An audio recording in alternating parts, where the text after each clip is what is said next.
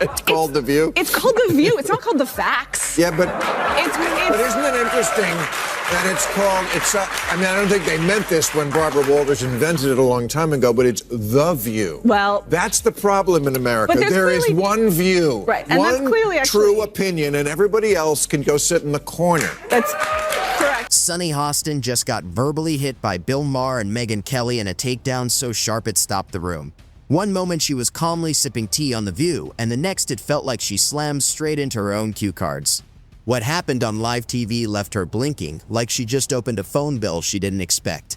The clash was fiery and fast, with more twists than a drama series written by interns run on 5 cups of espresso.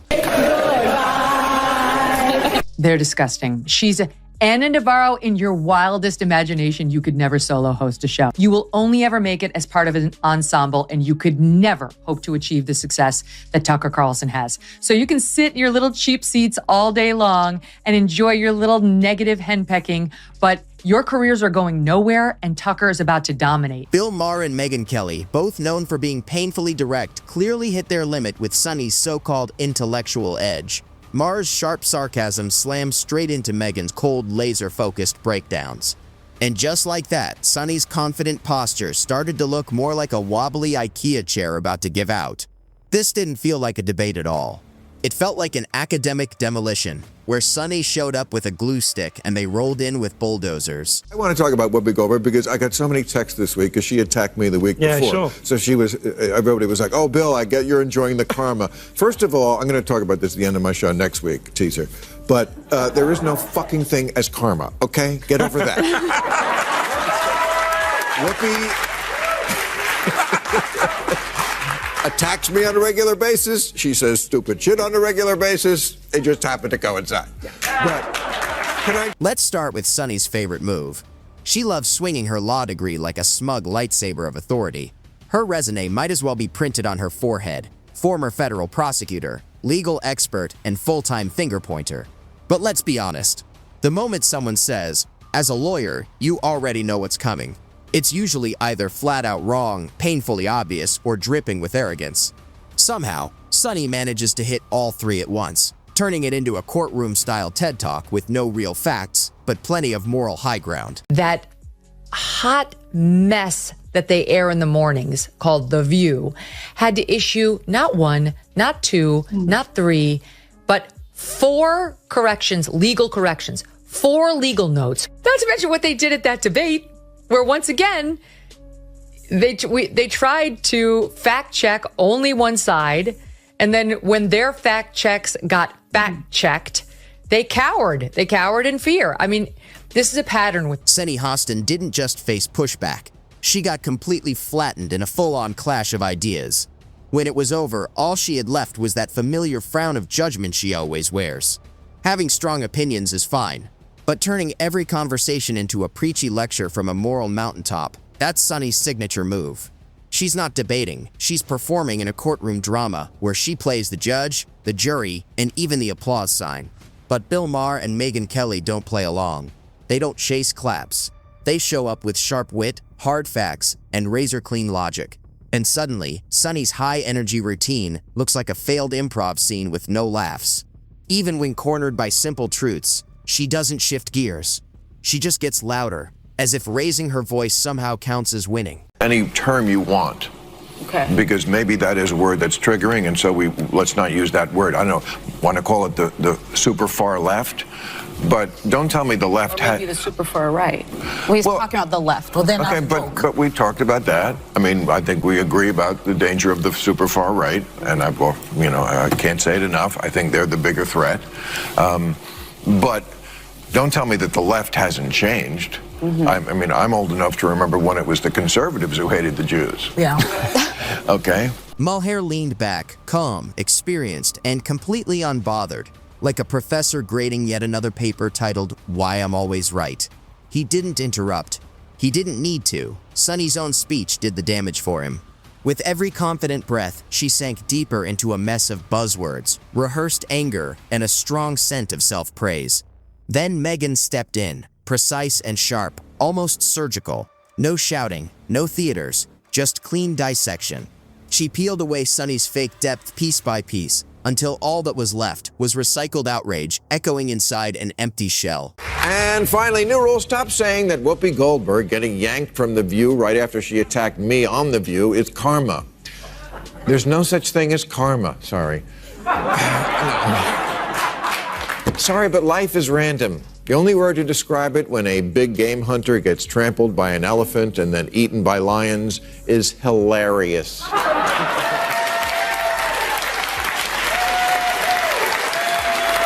Sunny's entire routine relies on one thing never being challenged. She doesn't do back and forth. She performs, accuses, exaggerates, and moralizes.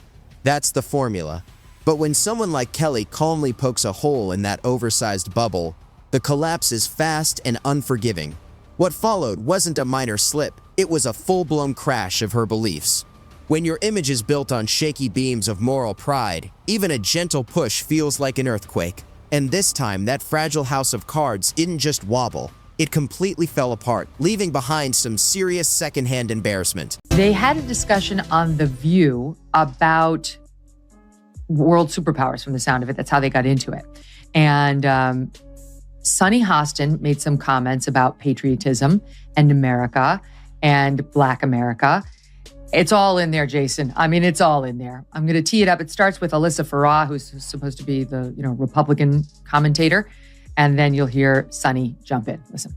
If America is not the #1 global power, it's not going to be Denmark. It's going to be communist China, a country that right now the government is imprisoning Uyghur Muslims in concentration camps. It is a deeply racist government. It's a human rights violating government. It is a government that if they are the leader of the free world, we are not a free world the way that we are right now. The notion of patriotism and the notion of America and the American flag has been co-opted by the right as if they are true patriots. But when I listen to Christopher Wray, the head of the FBI, he said white supremacy is the biggest domestic threat to this country. Megyn Kelly's very presence seems to set Sunny Hostin off like a fire alarm in a quiet library nap room. It's honestly impressive how fast Sunny's voice rises the moment Megyn's name comes up. Megyn carries a rare and apparently dangerous skill, speaking in full sentences backed by facts. On The View, that's treated like black magic. If you calmly explain data or lay out a timeline without a dramatic gasp or staged meltdown, you instantly become a threat to the bubble. While Sunny clutches her pearls over another made-up political doomsday, proudly sponsored by Vague Vibes and MSNBC, Megyn calmly lays out the truth. She brings sources, she uses numbers, she speaks without shouting. It's a terrifying masterclass in calm logic and actual reading. Easily the two scariest things to ever hit that panel. Donald Trump will be sworn in as the 47th president of the United States, yay, on January 20th of this month. Not everyone's happy about it, and many people would like us to be more focused on the insurrection that he personally unleashed, if you ask them. As we discussed earlier, they think it's as bad as like the Holocaust, and you don't have to take my word for it. Here is Sunny Hostin. January 6th was an atrocity. It was one of the worst moments in American history.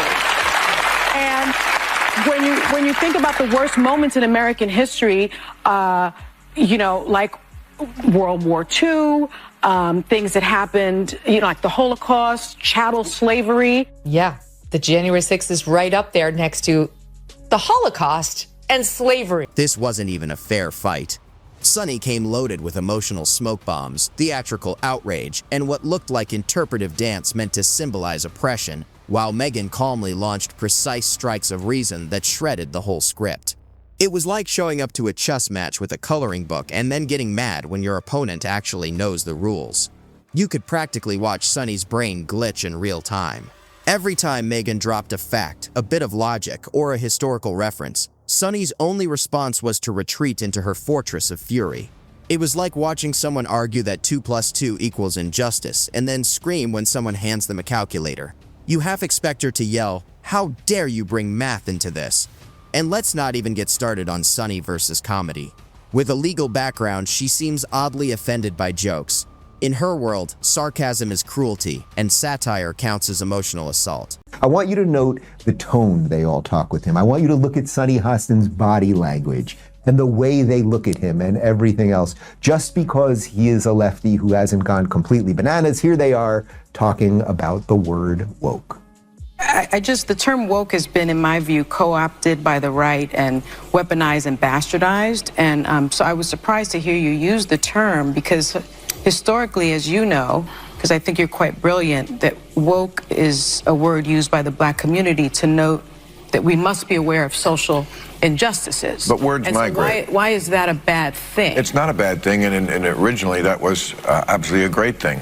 Alert to injustice, who's not for that? But words do migrate. It's 2025, and somehow Sunny still hasn't realized that comedians exist to roast everyone. That's literally their job. Expecting Bill Maher to hold back from mocking public figures is like walking into a bakery and being shocked they sell bread. Yet every time Maher even breathes, Sunny reacts like someone just aired her cringy middle school diary, Heart Doodles, and that tragic poem about justice included. She gasps, "How dare he?" As if being offended counts as a solid comeback to a comedy sketch. And the real showstopper? Her painfully awkward attempt to out-intellectual Maher and Megyn Kelly live on air. She starts flinging historical facts around like a toddler tossing spaghetti, wild, messy, and totally aimless.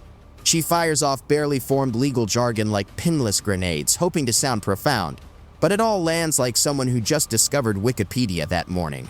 If this were a courtroom, the poor stenographer would have thrown up their hands, typed nonsense, and filed for a mental health day. Whoopi Goldberg was angry when Alyssa pointed out that Trump went to the funeral of Officer Diller. Yes. On Long Island, and Joe Biden went to a podcast. Look at Whoopi Goldberg's reaction. Choose what you like there, but for Republicans, it was good imagery. Really? One day later, yes. And I'm asking that because I was so offended because you know who showed up. Yeah. And he was, whether he was asked or not.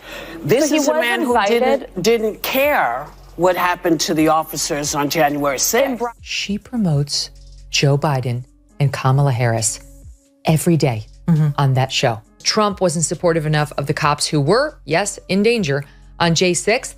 How does that explain their behavior on a daily basis? Bill Maher, calm as a cucumber in a cryo chamber, just sat back and let Sunny's rants bounce off him like Nerf darts hitting a brick wall. This isn't his first ideological rodeo. He's been navigating heated debates since the days of dial-up. You could almost feel his media-seasoned brain rolling its eyes every time Sunny tried to pin him to her imaginary cross of moral outrage. She probably thought she was delivering a show-stopping finale, the kind that gets clipped and shared by 20 Instagram pages called things like Woke Warrior Queen. But Maher? He was already mentally sipping his third glass of wine and calculating flight times in his head. Last week you called white Republican women cockroach. Actually, I didn't. And You said they're acting like cockroaches. I used it in a similar. Let me answer that. Okay. I used a metaphor. Here's what I'm going to ask you all to do. Here's what I'm going to ask you to do. Wow. Yeah. I'm going to ask you to tone it down a bit because I can't hear anything. No one can hear what's being said. She just said I Do you called white women understand why roaches. people All right, we're going to go to break. We're going to break. Can't take it. Megyn Kelly didn't even raise her voice, and she didn't need to. Her responses were razor-sharp and calm, making it feel like Sunny was being politely dismantled by someone who had already signed off on her credibility. This wasn't a debate. It was a televised exorcism, with Megyn as the ice-cold priestess and Sunny flailing, insisting facts were just opinions dressed in bad vibes. And the real tragedy? Sunny's rock-solid belief that her outrage is always righteous.